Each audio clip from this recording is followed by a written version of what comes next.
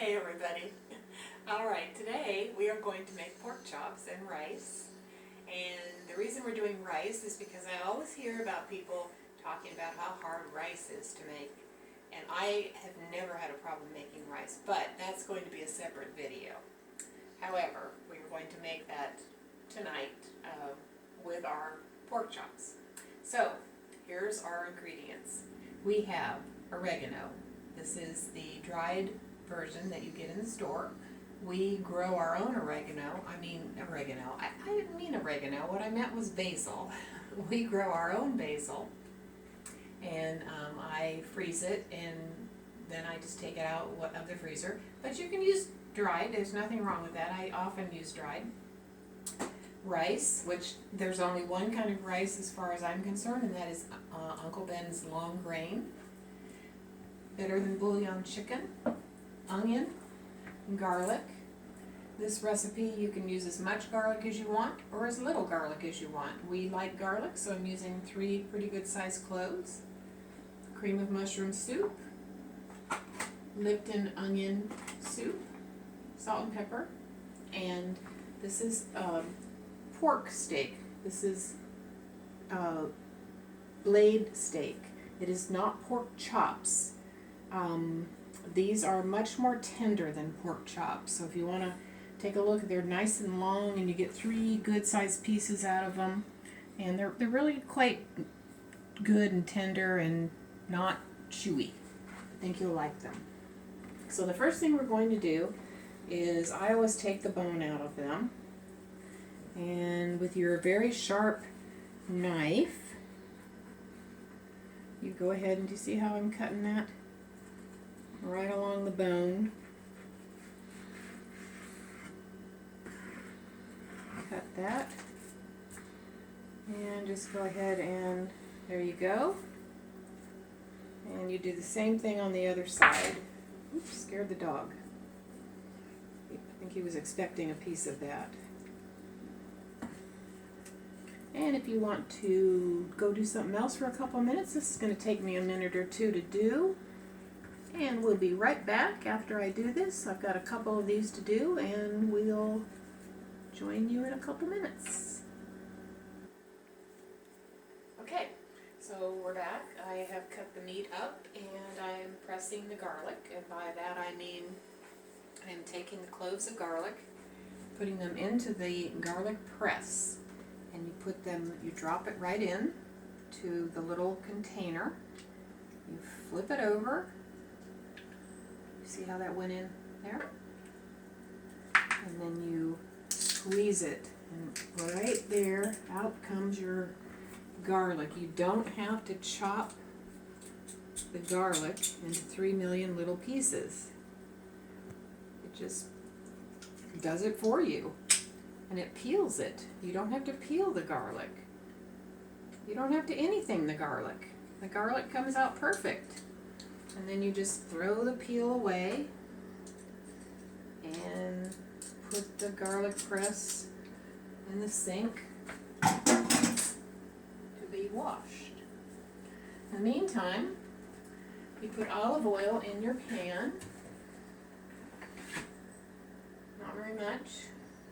Maybe a couple tablespoons. Now, I am going to be using my Instapot.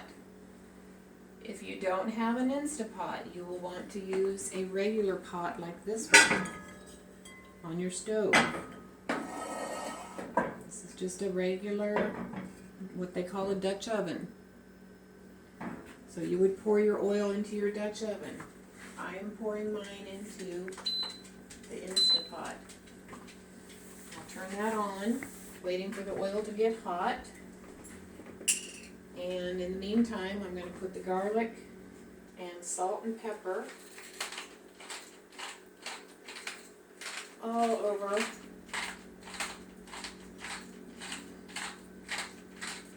Uncle Bob would have a fit if he saw me doing this. That's our son Brian. He's a chef, and he does everything by the book, and I do everything by the easy way. Yes. So I'm just going to rub this down with the garlic and the salt and the pepper, and it smells so good. Oh, gosh. I love the way garlic smells.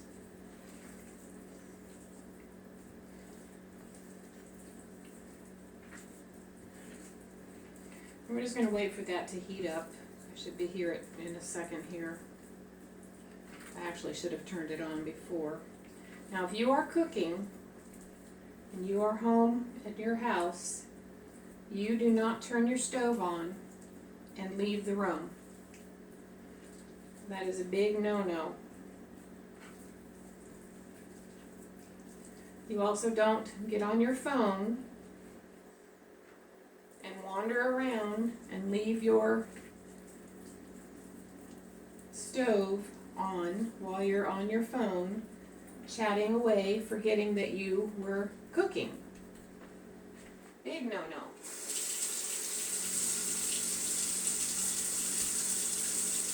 When our girls were learning to cook, they could never understand why that was a rule. But it was a rule, and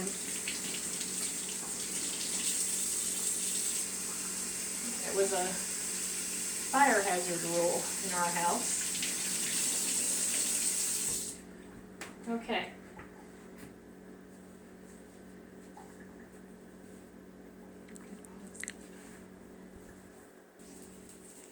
Okay, so the oil is hot enough.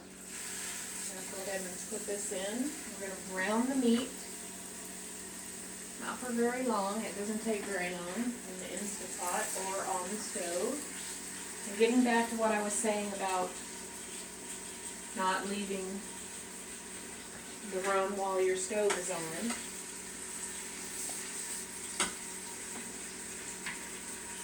You could pretty much burn your house down if you left your stove on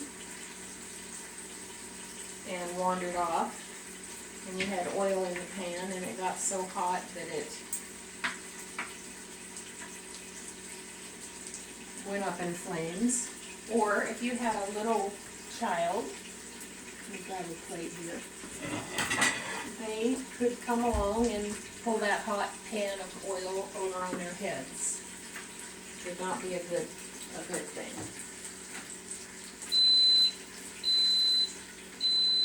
Ignore the beans. Okay. So now we're just going to wait while I brown this meat, and we'll be back in a minute when I get all the meat browned, and I'll take you to the next step. Okay. I just wanted to show you what the normal browning process looks like. So if you want to come closer and look here, you can look down in here, and this is all normal. See that nice brown stuff on the bottom? That's good. This is good part. But you can see here, see how it's not getting nice and brown on the bottom here, and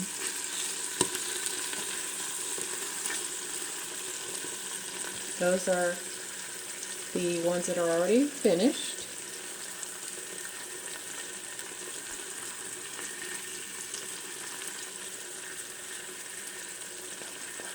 Oh. I'll just keep turning them a little bit more. Whoops. And what will happen is, and they're almost done. I'm almost done browning. What will happen is, when I take them out and I want to get rid of that extra oil, then when I put in the liquid, I will stir very hard, and all that nice brown stuff on the bottom will add flavor to the liquid. It's called fond, F-O-N-D, and that fond is what gives gravy its nice flavor. So that's just something, just a little extra information for you. Not necessarily something you really need to know, but extra information. Trivial Pursuit stuff.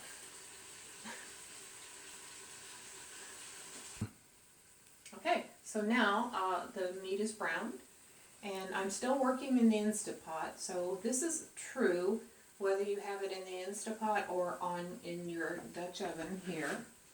If I had browned it in the Dutch oven, I would do the same thing. So I am going to pour a little bit of white wine in this, and that will take up the nice color in the bottom. Just a little bit, not too much. And what I'm going to do is reach over here and grab my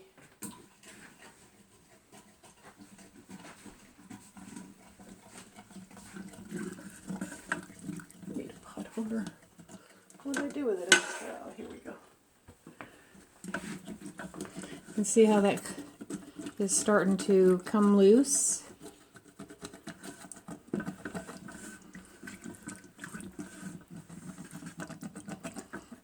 It will come loose very, very quickly in the Dutch oven, much more quickly than in the Instapot. So I'm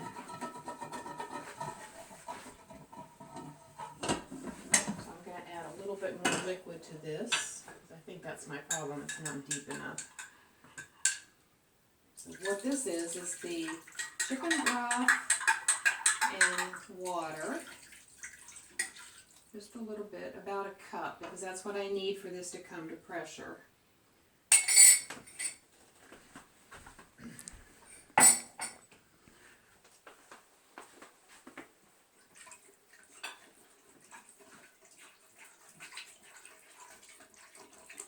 So I'm going to let that sit for a minute, and what we're going to do is we're going to chop an onion.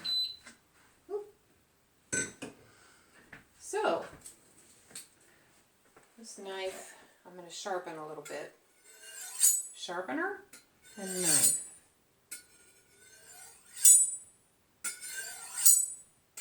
Carefully. That will give us a very nice sharp knife to work with.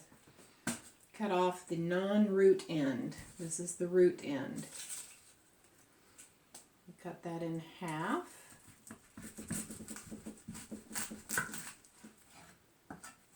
Okay. And then you're going to peel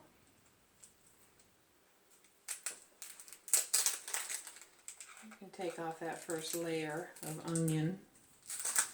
This one's pretty thick though. Take off that first layer.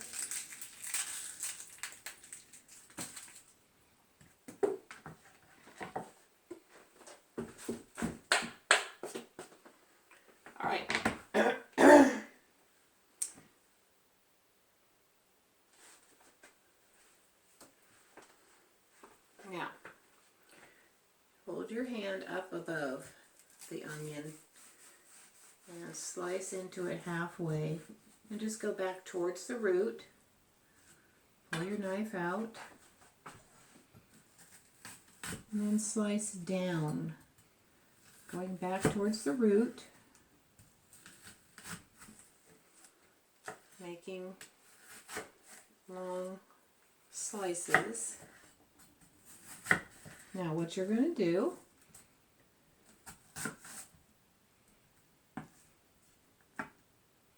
this is a very rough chop. I don't need a very fine dice for this.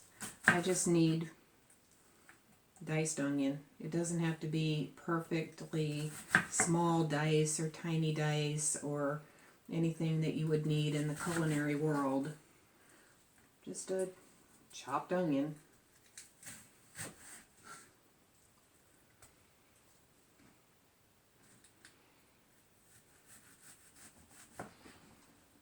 There we go. Okay. Now that little piece right in there I'm going to get rid of.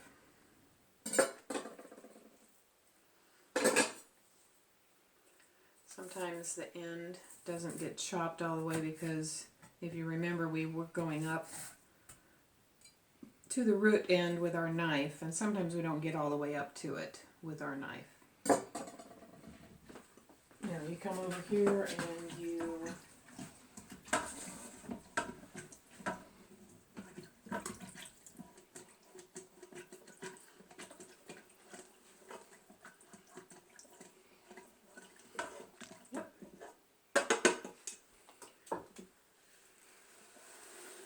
those onions in. All right.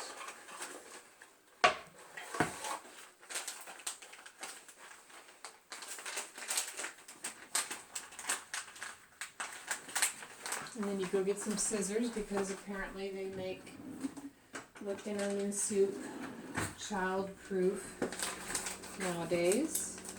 And you dump the Lipton onion soup in. You stir that up.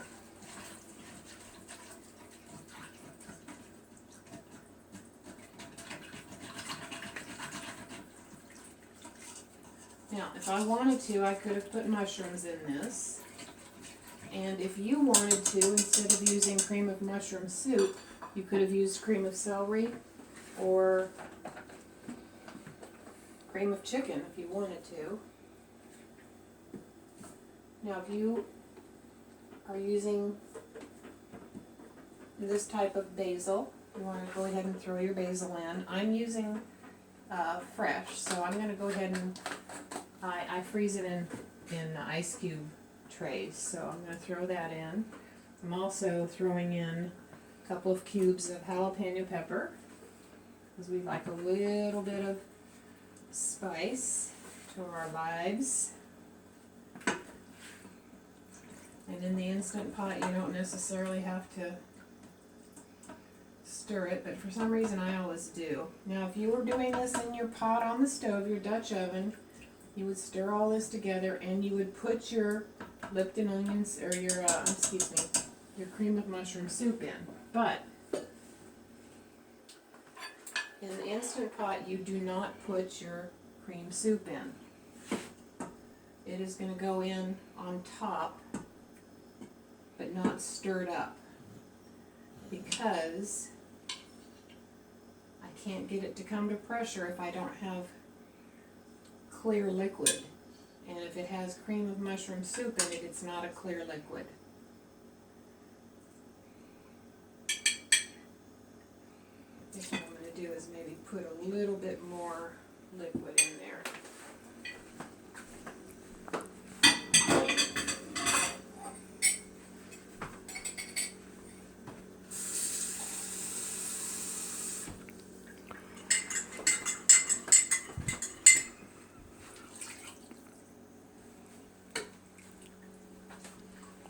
Okay, you want to take a look at that. And I will put the cream of mushroom soup on top.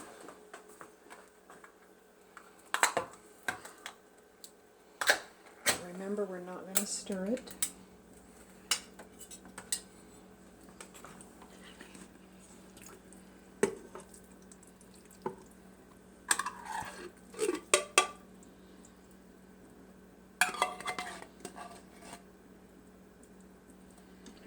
The other thing I'm going to do is when I cut the meat off the bones, there was a lot of meat left on the bones, so I'm going to go ahead and put those in just because I don't see why not. I mean, we can eat that meat on the bones. We can eat that meat off the bones. So I'm going to throw that in there. And get all this stuff cleaned up.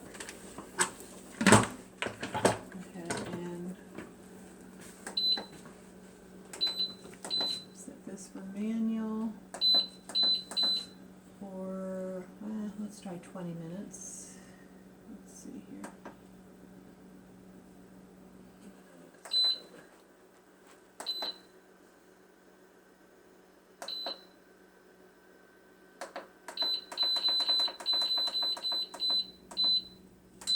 Okay, it's going. Now, if you had this on the stove, you would probably put your lid on it. You would put your lid on it.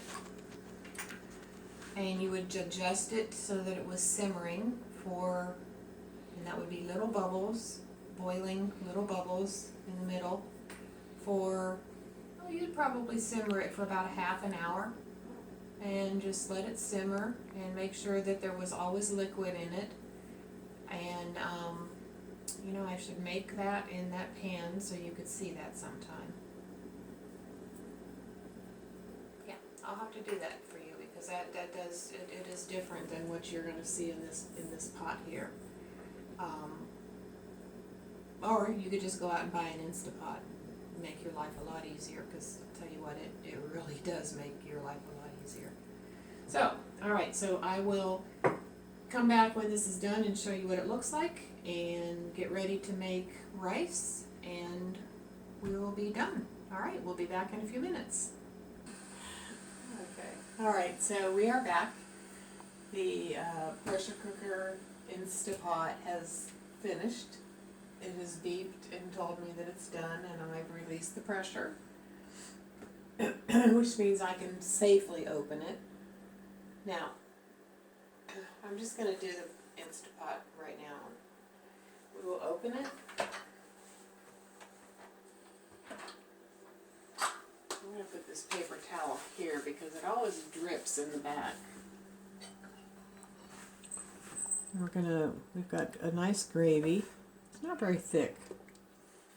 You can thicken that if you want to, and I can show you how to do that in another video. But right now we've got a nice, nice pork, piece of pork. See how nicely that, oh man, that's nice. I am not going to put this in my mouth and taste it. I just want to show you how tender that is. That's nice. Now, remember how I put the cream of mushroom on top? Well, it melted down inside, as did all of the rest of the goodies that I put inside there. And basically, really what I can do right now is I can just turn my saute function on.